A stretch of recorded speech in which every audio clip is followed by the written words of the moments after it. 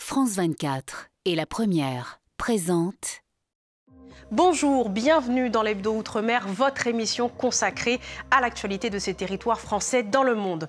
À la une, cette semaine, l'élection présidentielle brésilienne. Vous verrez comment ce scrutin a été vécu depuis la frontière de l'Oyapock avec la Guyane. On en parle dans quelques instants.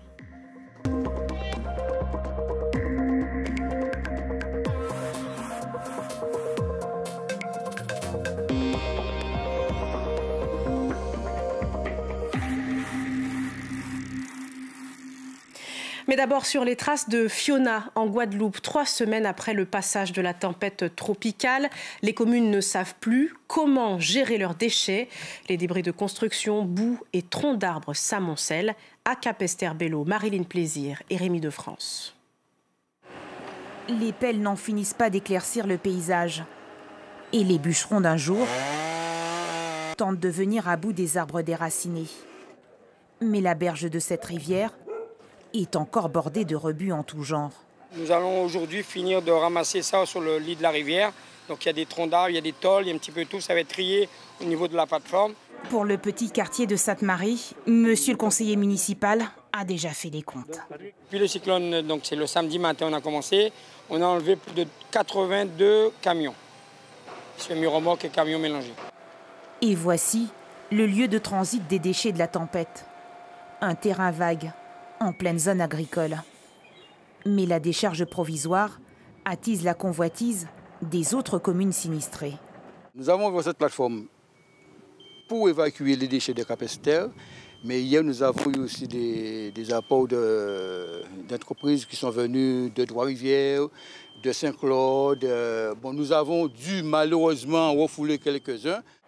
Car les lieux ne sont pas aménagés pour la circulation des poids lourds. Avec la pluie, on va devoir mettre du tuf, compacter, faire de vrais accès pour arriver au bout de la plateforme parce que c'est difficile à exploiter dans ces conditions. Pour ces milliers de tonnes de déchets, l'heure du tri n'a pas encore sonné. La municipalité promet de les acheminer vers un centre de recyclage. Cette image dans la ville de Saint-Pierre, en Martinique, des hommes armés en plein centre-ville. La commune a été le théâtre d'un vaste exercice militaire. Entraînement grandeur nature, simulant l'évacuation de populations civiles en cas de coup d'État.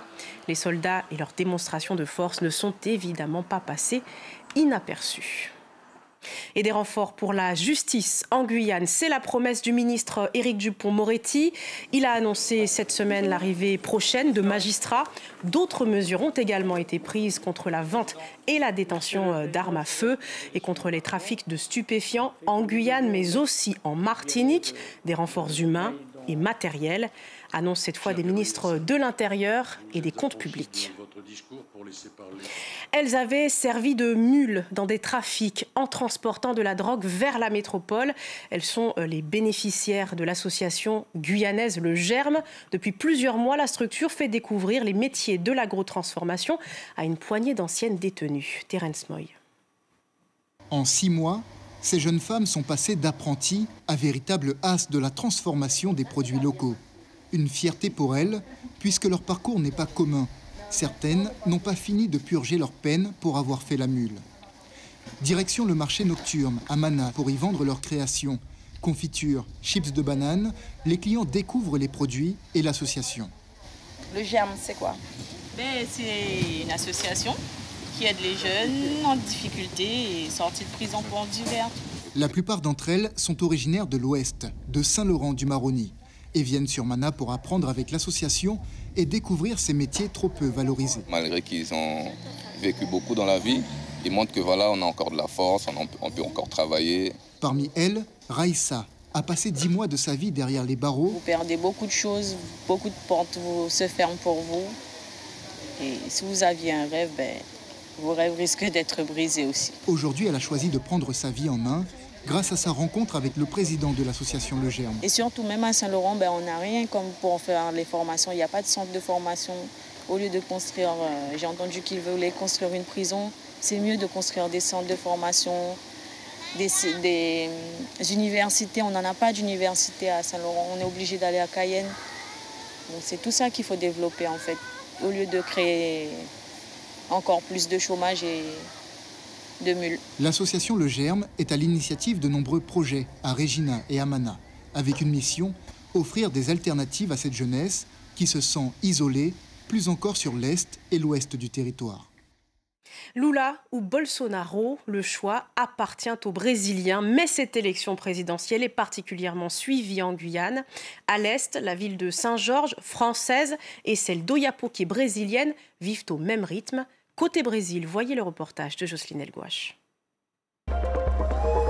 En échange de quelques réals, les candidats aux élections générales les ont recrutés pour marcher dans les rues d'Oiapoque, payés pour brandir leur drapeau, leur visage et leur numéro. Mais sur le choix du futur président, pour eux, c'est une conviction. Lula va faire bouger les choses pour le peuple. Il avait fait en sorte que chaque personne ait de quoi manger et il a promis que chacun d'entre nous ait un terrain à un prix adapté à nos revenus. Oiapoque compte près de 28 000 habitants.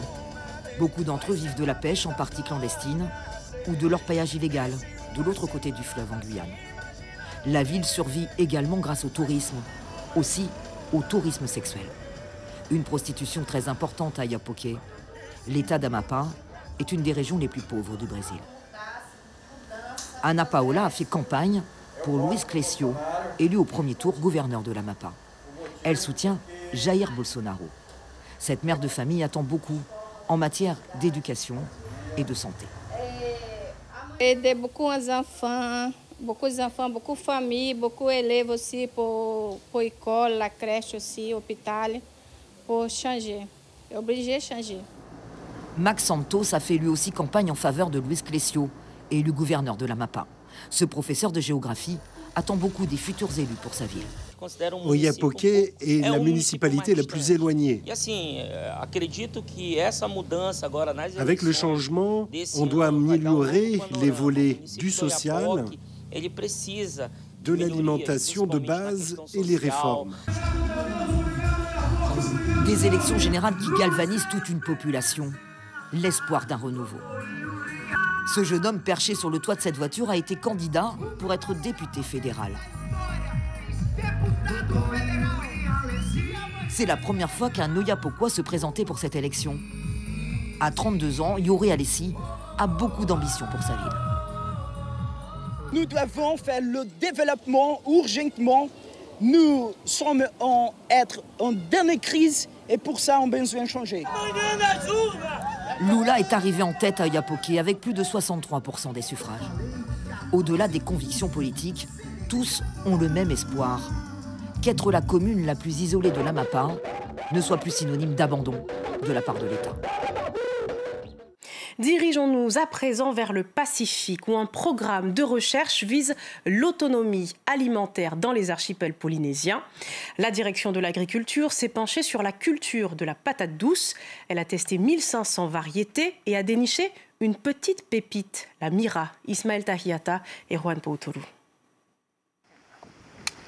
C'est la muse des patates douces, une chair blanchâtre parsemée de petites taches mauves. La Mira, c'est son nom. En termes de production, c'est celle qui peut offrir le meilleur rendement. Au bout de 3 mois, on a des patates douces qui sont de bonne taille pour pouvoir être commercialisées.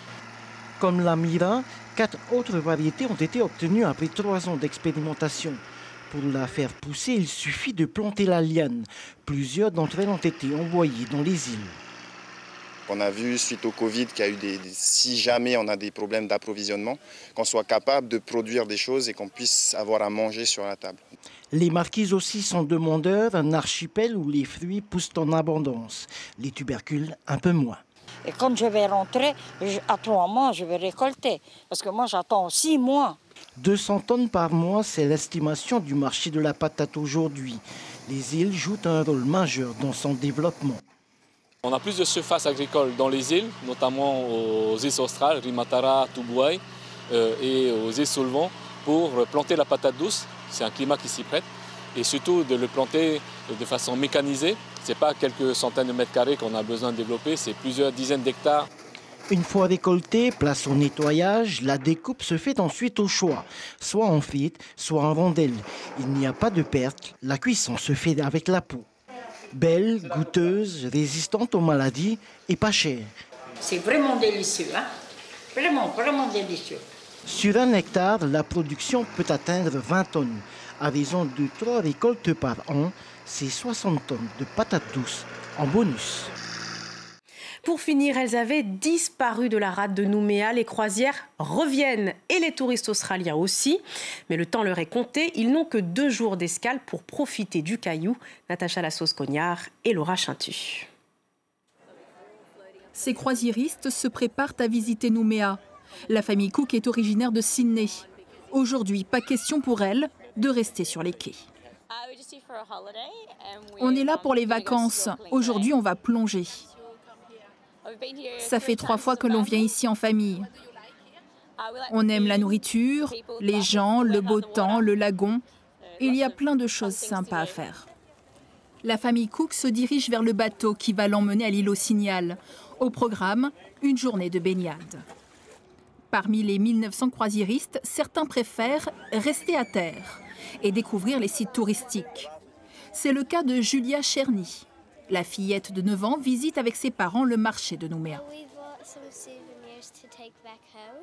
On achète des souvenirs pour les rapporter à la maison. On a acheté une petite tortue magnétique. C'est trop bien. Un peu plus loin, John Dawn et son mari. Ce couple originaire de Melbourne est séduit par les produits locaux. Il y a une grande variété de fruits et de légumes. Il y a beaucoup de bananes et puis ces tarots. Ils sont gros comme des bûches de bois. C'est fantastique. Pour ces croisiéristes, le séjour en Nouvelle-Calédonie est trop court. Ils reviendront, comme beaucoup d'autres touristes, afin de découvrir les autres beautés du pays.